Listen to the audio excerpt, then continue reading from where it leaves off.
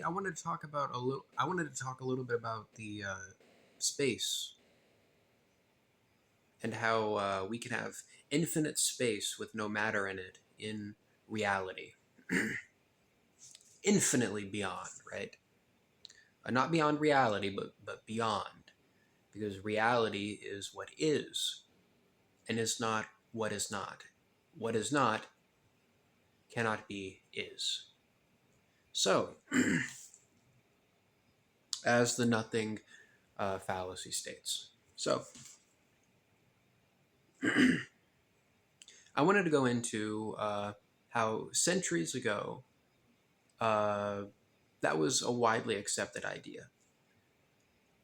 If you look at the flat Earth model centuries ago, uh, I remember I first got exposed to this watching The Misadventures of Flapjack. It's a show about uh, a boy who is adopted by a pirate on a boat.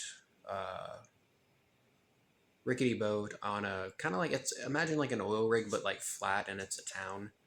um, um, and they would have, it was like kind of like Bermuda Triangle mysterious things would happen.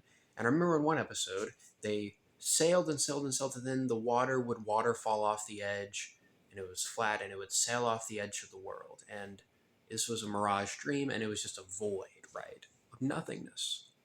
The reason why they believed that in a flat Earth model with water, that water just poured over the edge, and that water was just infinite from the sky, and that it must be, just as much balancing amount of water, and that there's just a void going back, is because they did not accept the nothing fallacy, that something, that nothing is something, right? It is, we definitionally, we're fucked up. Definitionally, nothing. So there are two types of nothing, right? Nothing is in, even in those languages, nothing is in, that's nothing, meaning it's not important, or that's nothing as in, or as in nothing's there. And when you're saying that nothing, you're not talking about space, which is a thing. You're talking about matter. Nothing. That's not that. That's sorry. Nothing is there. Matter, not space. Um, and I think a part of the reason why we get mixed up on that is because growing up, we fundamentally do not trust what we cannot see. The, what is it called? The object permanence fundamentally makes us uncomfortable.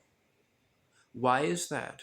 It's because in relationship in our lives, our conscious experiences through our five senses have gotten that whenever people are not around, because we are conflict avoidant, and whenever we do conflict, we do not do appropriate conflict resolution ever in our lives, that whenever people are not around, but we know that there's something there in relation to us, that they're going to fuck us over, or they're going to gossip about us, or they're going to do something like that. To the point to where we fundamentally, in our feelings, the data given to our feelings, right? Tactile skin feelings that we feel is that of mistrust. It's that of, it's why we intuitively reject the nothing fallacy. The nothing as being a fallacy.